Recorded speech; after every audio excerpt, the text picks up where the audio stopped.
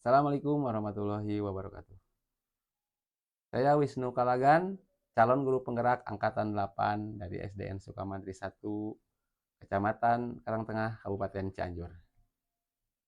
Pada penugasan demonstrasi kontekstual modul 3.1, saya akan mewawancara seorang kepala sekolah. Saya ditemani oleh Ibu Yanti, beliau kepala sekolah SDN Cinta Resmi. Baik, tanpa berlama-lama Ibu Yanti, kita langsung saja untuk wawancara. Dalam wawancara ini saya akan mengajukan beberapa pertanyaan, sebanyak 8 pertanyaan.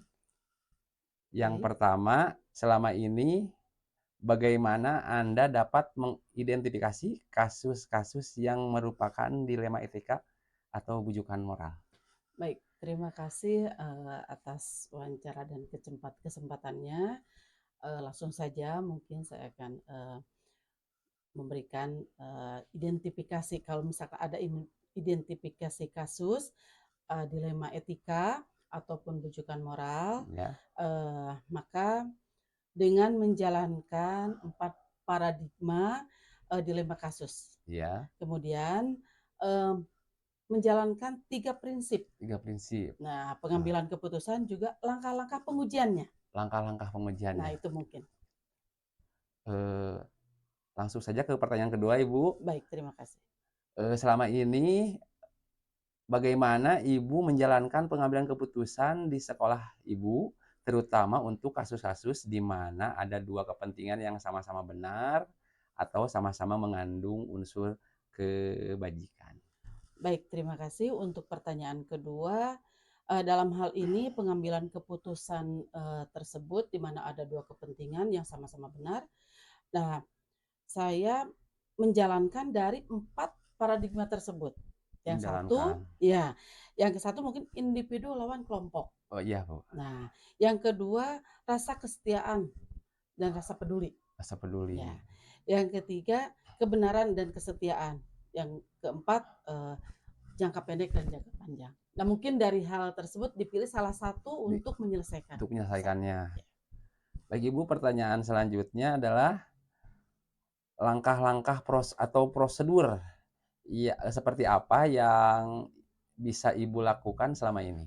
Nah, selama ini jika ada masalah di sekolah, mungkin dilihat dari permasalahannya dan mungkin diambil dari 9 langkah pengujian tersebut. Oh, 9 langkah. 9 langkah pengujian tersebut untuk pengambil keputusan. Pengambil keputusan. Cukup segitu, Ibu? Cukup.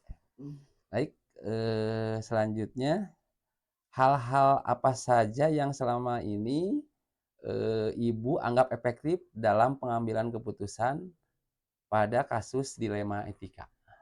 Baik, terima kasih. Mungkin dalam hal ini yang paling efektif untuk pengambilan keputusan dengan memahami dan menjalankan 3 prinsip pengambilan keputusan. 3 prinsip ya, Bu, ya. Nah, itu yang tadi saya sebutkan di pertama, identifikasi dulu, dan kemudian mengambil keputusan dengan 3 prinsip 3 itu. prinsip. Ya. Hal-hal apa saja yang selama ini merupakan tantangan dalam pengambilan keputusan pada kasus-kasus dilema etika? Baik, kalau disebut tantangan kayaknya kan tidak permasalahan dari luar. Iya. Tapi permasalahan dari dalam dalam. juga. Nah, jadi tantangannya itu dari permasalahan tersebut dari kasus dalam. Kasus dalam. Misalkan dari individunya. Dari individunya. Nah, kemudian dari kasus pengambilan keputusannya. Keputusan itu sendiri. Ya itu sendiri, keputusan itu sendiri yang diambil. Apakah ini benar? Benar. Apakah ini 2 kepentingan tersebut dirasa benar harus diambil? Nah, atau tidak? Nah, itu. Baik, Ibu. Pertanyaan selanjutnya adalah apakah Ibu memiliki sebuah tata krama atau jadwal tertentu dalam sebuah penyelesaian kasus dilema etika? Terus apakah Ibu langsung menyelesaikan di tempat atau memiliki sebuah jadwal untuk menyelesaikan dalam bentuk prosedur seperti apa yang Ibu lakukan? Baik, kalau dalam hal ini dilihat dulu mungkin, besar kecilnya atau dari kasus tersebut yang ada di sekolah. Kalau misalkan saat itu bisa diselesaikan, mengapa tidak? Langsung saat itu diselesaikan. Tapi kalau misalkan kasus itu harus ada penyelesaian dan ada saksi, ada yang harus diselesaikan, maka itu akan terjadwal untuk penyelesaiannya. Dan mungkin prosedurnya dari pihak ke satu, kedua, ketiga, dan nanti pengambilan keputusan yang terbaik. Adakah seseorang atau faktor-faktor apa yang selama ini mempermudah atau membantu Ibu dalam pengambilan keputusan dalam kasus-kasus dilema etika? Baik, mungkin untuk mempermudah penyelesaian kasus dilema etika seperti di sekolah, yang membantu dari rekan sejawat yang bisa diandalkan, Iya, gitu. rekan sejawat Kemudian ya Bu ya. ya, kemudian dari pemangku Dari kepentingan, pemangku kepentingan ya juga. kepentingan juga pasti ada solusi untuk Mhm. menyelesaikan. Cukup Bu? Ibu, ini merupakan pertanyaan yang terakhir. Dari semua hal yang telah disampaikan Ibu tadi, Ya. pembelajaran apa yang dapat Ibu petik dari pengalaman Ibu mengambil keputusan dilema etika? Merupakan pembelajaran yang berharga untuk menyelesaikan suatu Iya, kasus bagi khususnya seorang kepala sekolah, menjadi lebih lebih bijaksana untuk bijaksana, mengambil keputusan, lebih mantap lagi antara kasus benar dan salah atau benar dengan benar, betul. kita memberikan, pengambilan keputusan dan mungkin akan lebih teliti lagi Mhm. dalam pengambil keputusan. Ada lagi Ibu? Mungkin cukup? Cukup? Ya. Ya. Terima kasih Ibu atas waktunya, sudah bisa meluangkan waktu untuk diwawancarai. Baik, sama-sama Pak Wisnu, mudah-mudahan lebih dilancarkan lagi nanti di, Amin. modul berikutnya. Amin amin. Baik Bapak Ibu guru hebat sekalian, kebetulan saya mewawancarai seorang kepala sekolah yang memang basic-nya dari, guru penggerak atau guru penggerak angkatan berapa Ibu? Angkatan ke-6. Angkatan ke-6. Jadi, pertanyaan-pertanyaan yang saya berikan kepada Ibu kepala sekolah atau Ibu Yanti ini bisa dijawab dengan baik tentang kasus-kasus dilema etika. Demikianlah wawancara dengan Ibu Kepala Sekolah SDN Cintaresmi, yaitu Ibu Yanti Rosdianti, Sarjana Pendidikan. Saya ucapkan terima kasih. Wassalamualaikum warahmatullahi wabarakatuh. Waalaikumsalam warahmatullahi wabarakatuh. Terima kasih Ibu. Sama-sama Pak Wisnu. Assalamualaikum warahmatullahi wabarakatuh. Bertemu lagi dengan saya, Wisnu Kalagan, CGP Angkatan 8 dari Kabupaten Cianjur. Kali ini saya ditemani oleh Bapak Kepala Sekolah SDN Sukamantri 1, yaitu Bapak Yayan Nuriana, Sarjana Pendidikan. Assalamualaikum Bapak, kumaha kabarna? Nyaman? Waalaikumsalam warahmatullahi wabarakatuh. Alhamdulillah sehat, baik. Bapak, pada penugasan demonstrasi kontekstual kali ini saya dalam pemenuhan tugas, saya akan mewawancarai kepala sekolah atau pimpinan pada satuan pendidikan. Langsung saja Pak, selama ini bagaimana Anda atau Bapak dapat mengidentifikasi kasus-kasus yang merupakan dilema etika atau bujukan moral, Pak? Maksudnya dilema bujukan moral ini suatu pekerjaan yang berbenturan mungkin ya. Ya, betul. Artinya yang dua-duanya harus saya penuhi, harus saya laksanakan gitu. Tetapi di satu sisi saya juga sulit untuk memilih gitu kan. Yang ini bagaimana, yang ini bagaimana gitu. Tetapi kalau memang itu tugas pokok dan kewajiban saya, tetap saya akan menjalankan tugas tersebut. Karena di situ juga ada etika, ada aturan, ada kebijaksanaan, ada perhatian dan lain-lain lah gitu. Adapun masalah mana yang harus saya kerjakan dan bagaimana cara mengerjakannya, saya selaku kepala sekolah, saya akan bermusyawarah dulu Pak, dengan guru-guru yang ada di SD Sukamantri ini. Itu mungkin Pak Wisnu yang bisa Bapak sampaikan. Itu. Jadi Bapak mengidentifikasi kasusnya, melihat dulu kasusnya, terus bermusyawarah dengan guru-guru. Ya, saya bermusyawarah dengan guru-guru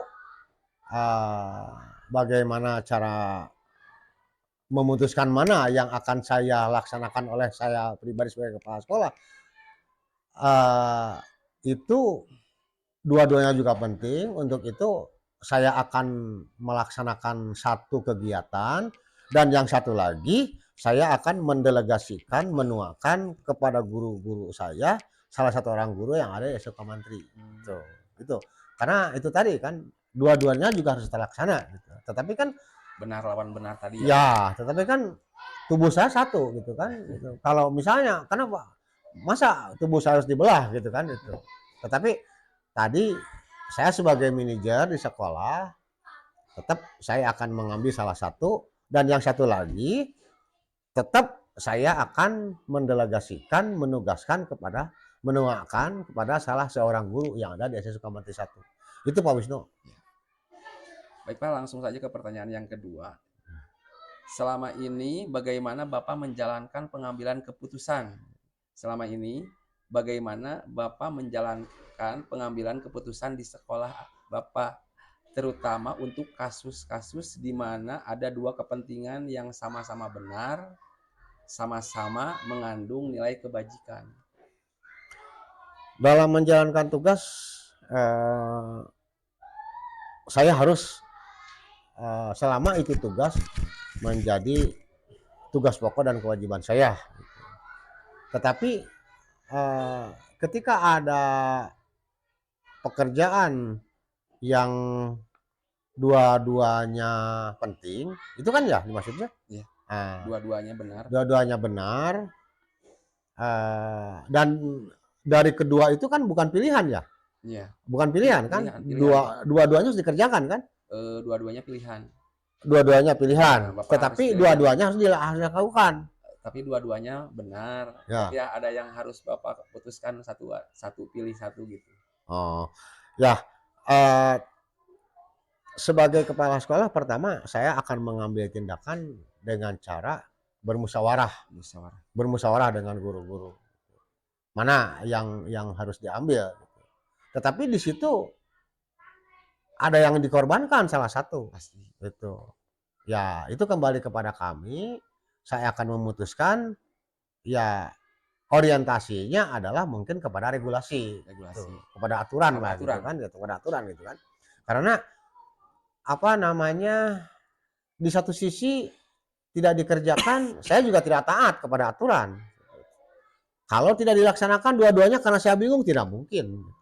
Nah, untuk itu pemecahannya saya panggil guru-guru, ditentukan dengan cara musyawarah gitu. Itu saja Pak. Baik Pak, pertanyaan yang ketiga, langkah-langkah atau prosedur seperti apa yang bisa Bapak lakukan selama ini? Ya itu tadi yang sudah dijawab, musyawarah gimana tuh Bapak? Ada opsi lain, langkah atau prosedur? Menurut saya bijaksananya sekali menurut saya gitulah, ya itulah kami sebagai kepala sekolah tidak bisa otoriter, tidak bisa diktator, tetap ada hal yang perlu dijalankan dengan cara melalui sharing dulu.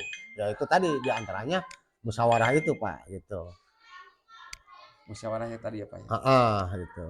Jadi pertanyaan yang selanjutnya Pak, hal-hal apa saja yang selama ini Bapak agak anggap efektif dalam pengambilan keputusan dalam kasus dilema etika yang dianggap efektif oleh Bapak?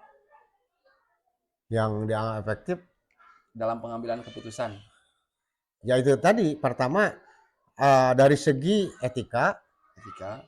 Kedua menyesuaikan dengan aturan. Artinya ketika saya memilih yang itu berbenturan ketika saya memutuskan untuk bersikap yang satu berbenturan dengan aturan atau tidak gitu. Yang ini berbenturan dengan aturan atau tidak gitu. Nah, setelah saya timbang-timbang dan saya tidak terlepas dari musyawarah tadi, Pak. Ya, pasti saya akan mengambil hasil musyawarah dengan guru-guru yang otomatis hasilnya tidak berbenturan dengan etika, dengan aturan, dengan kebijaksanaan, dengan perhatian dan lain-lain sebagainya. Pertanyaan selanjutnya, Pak. Hal-hal apa saja yang selama ini merupakan tantangan dalam pengambilan keputusan pada kasus dilema etika? Yang merupakan tantangan dalam mengambil keputusan Bapak yang tadi. Tantangannya apa saja? Salah satu di antaranya ya dengan sangat terpaksa mungkin ada salah satu yang jadi korban gitu Pak. Iya. Itu kan maksudnya. Nah itu Tantangannya berarti ke empati atau kemana ya? tantangannya saya sulit mengambil keputusan karena di samping menjalankan tugas juga ada kebijaksanaan, Rasa peduli tadi ya. ya kepedulian gitu. Karena di satu sisi ketika saya mengambil keputusan ini karena tugas, tetapi kan ada hal lain yang terabaikan dari hak-hak misalnya guru saya gitu lah ya gitu. Ada kewajiban yang terabaikan dari hak sebagai pribadi guru saya gitu. Ya tetapi itu terpulang kepada masing-masing barangkali dalam hal ini Bapak dengan Pak Wisnu gitu. Ketika Bapak memutuskan untuk menjalankan tugas, ya itu kan aturan dari pemerintah gitu. Nah, adapun misalnya nanti ada konsekuensi yang diterima oleh Pak Wisnu, ya itu risiko mungkin lah gitu. Intinya begini Pak, tantangan buat saya adalah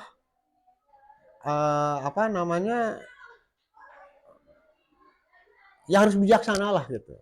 Bijaksana lah gitu. Bijaksana dalam artian dua opsi antara tugas kewajiban dengan tuntutan kebutuhan di keluarga, dua-duanya tidak terabaikan gitulah ya. Tidak ada yang dikorbankan gitulah gitu. Intinya saling pengertian Pak lah gitu ya gitu. Antara kewajiban tugas dengan kewajiban di keluarga gitu. Itu saja yang bisa Bapak jelaskan. Yang selanjutnya Pak, apakah Bapak memiliki sebuah tata kala atau jadwal tertentu dalam sebuah penyelesaian kasus dilema etika? Apakah Bapak langsung menyelesaikannya di tempat atau memiliki sebuah jadwal untuk menyelesaikannya? Bentuk atau prosedur apa yang Bapak jalankan? Saya pasti dilaksanakan di tempat. Laksanakan Di tempat. Karena bentuk daripada respon dari kami sebagai pimpinan. Dan saya melaksanakan melakukan sesuatu hal atau suatu kejadian kalau di jadwal menurut saya sepertinya akan telat lah gitu ya. Sedangkan dari kejadian itu harus sesegera mungkin diputuskan oleh saya gitulah ya gitu. Jadi sekali lagi saya tidak punya jadwal, tapi insya Allah saya dilaksanakan di tempat ketika kejadian yang harus segera ditangani gitu. Jadi diselesaikan di tempat. Diselesaikan di tempat. Diselesaikan pada waktu itu. Ya. Pasti lebih ke karena pengalaman Bapak mungkin yang sering ada masalah dilema etika ini. Jadi, ya. Terus yang selanjutnya Pak, adakah seseorang atau faktor-faktor yang selama ini mempermudah atau membantu Bapak dalam pengambilan keputusan dalam kasus-kasus dilema etika? Selama ini yang membantu saya adalah rekan kerja. Karena saya juga kepala sekolah bukan segala-galanya. Artinya saya juga butuh sharing dengan guru-guru gitu kan gitu. Artinya tidak semua pendapat, tidak semua temuan saya, tidak semua inovasi saya baik menurut saya belum tentu baik menurut guru-guru saya gitu. Jadi saya musyawarah lah gitu, sharing lah gitu. Kepada semua guru atau ke salah satu seorang yang Bapak percaya gitu? Ketika apa? Ketika kalau sedang sharing tentang masalah tertentu. Saya kepada semua guru minta sharing, Kepada semua. minta sharing.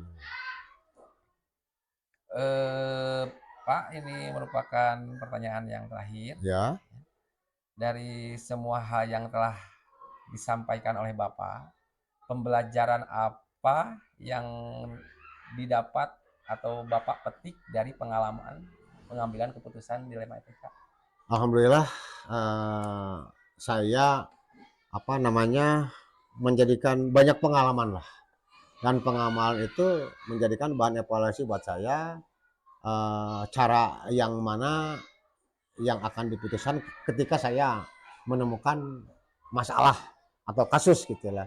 Ya insya Allah dan alhamdulillah saya lancar bisa menjalankan memecahkan masalah itu, karena memang dari berbagai masalah oleh saya selaku kepala sekolah dievaluasi Pak gitu.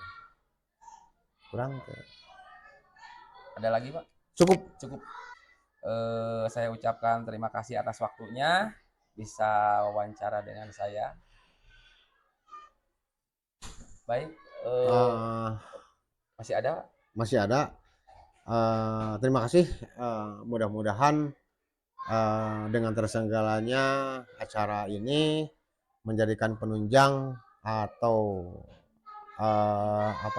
mendukung lah kepada program Pak Wisnu yang bertindak saat ini menjadi seorang CGP, dan mudah-mudahan dimudahkan, dilancarkan segala urusannya. Amin. Demikian wawancara saya dengan Kepala Sekolah SDN Sukamantri 1 yang kebetulan pimpinan saya sendiri. Terima kasih. Assalamualaikum warahmatullahi wabarakatuh. Waalaikumsalam warahmatullahi wabarakatuh.